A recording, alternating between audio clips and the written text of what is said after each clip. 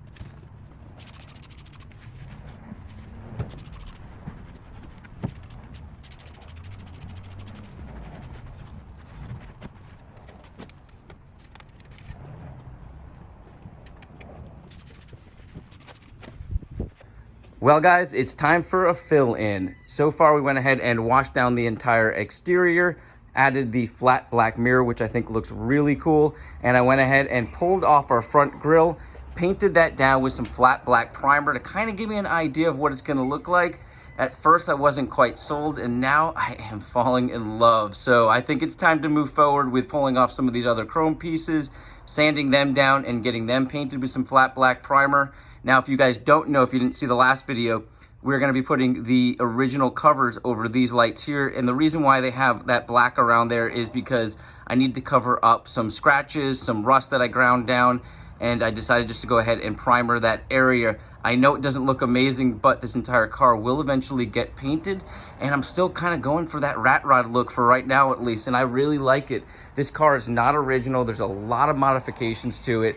And I didn't plan on bringing it back to original. If you guys didn't know, years ago when I got this car, I went ahead and put in this dash here. Now, I made this out of wood, cut it, sanded it down, and then put this finish on here. And I love it. I love the way it looks. It's very non-original, but it's original to me. So it's something that I can say I did myself and no one else is gonna have it.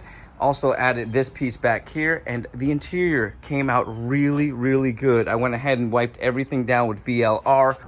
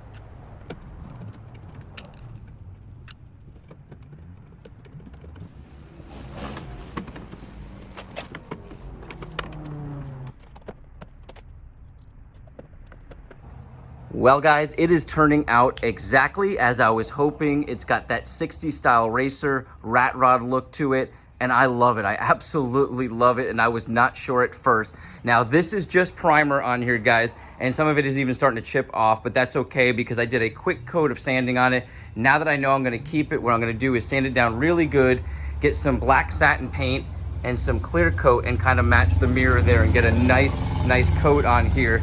And I have some other ideas coming. I've now kind of decided I don't think I'm gonna paint this car. I wanna keep it that like kind of 60 style racer look where you'd go to the track and you'd beat your car up and you would just fix what needed to be fixed on it. And I think this thing has a pretty good paint job to it and it has some character to it. So I think what I'm gonna do is just try to fix all the rust that's on here, patch it up and keep it kind of the style that it is.